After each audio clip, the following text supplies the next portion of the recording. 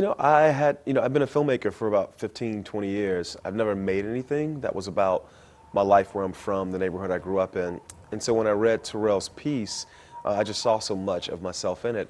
And I realized that, not that it was a story that hadn't ever been told, but having it told in this way, in the voice of the neighborhood and in the very personal voice of the characters, I just had never seen that before. And I thought, I have to be a part of making this happen.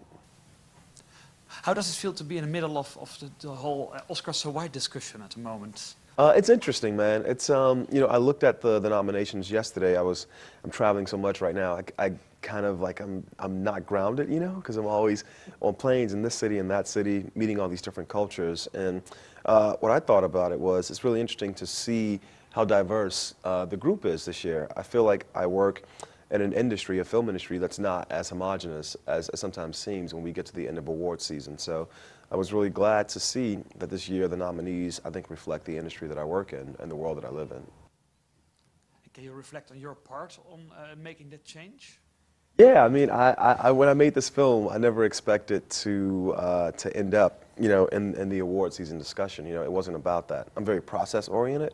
So I try and be in love with the making of the film, which I was, and I was very proud of how we made the film. I think now to be in the middle of the awards discussion, for me the main thing is there are people who know about the Oscars who don't know about Moonlight, and now those people, because we're nominated for Academy Awards, are more likely to know about this guy, and I think that's the most important thing. Yeah, I never really thought of it as a bad neighborhood. It's like a rough neighborhood, but what we're trying to say with the piece is there are certain kids who grow up a certain way, and that way is normalized. I didn't realize I had a rough childhood until I met, other people who had grown up more like the Cosbys, which was very different than the world I grew up in. So it was really just about trying to show, I'm glad you mentioned the word universal, how common, an experience this character had growing up, trying to find his voice, pushing back against people who are judging him. I think you can grow up in Rotterdam and experience the same things, It's a big world, but I think cinema makes it much smaller.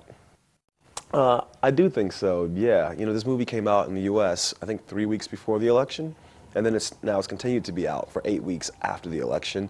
And I do think people's response to the film has been different, because of the results of the election. I think people are looking for an affirmation that the U.S. is an inclusive place, that there's many different kinds of America, many different kinds of Americana, and they're all valid, they're all equal.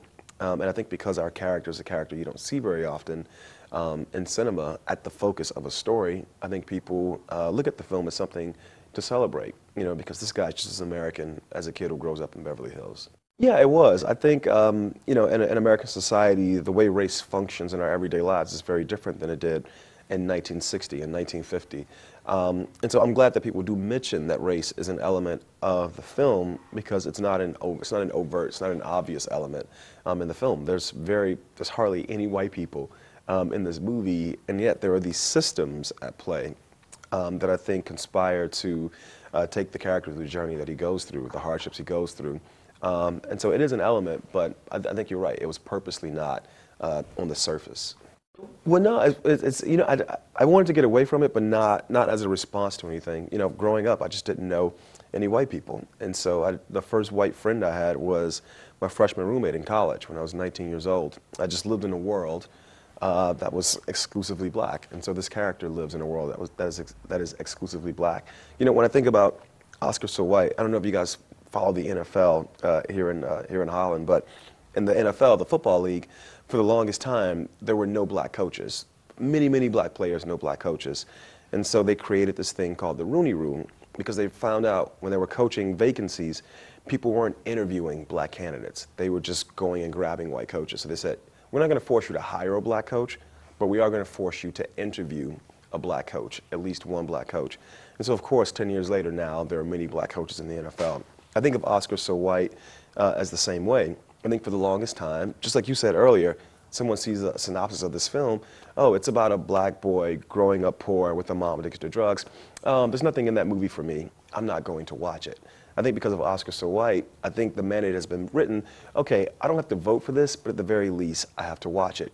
And lo and behold, when you watch it, you see there's more in this film than meets the eye. It's why I can come to Rotterdam, can go to Berlin, can go to Paris, and people still see themselves in these characters, because it's not just a synopsis. These are flesh and blood characters.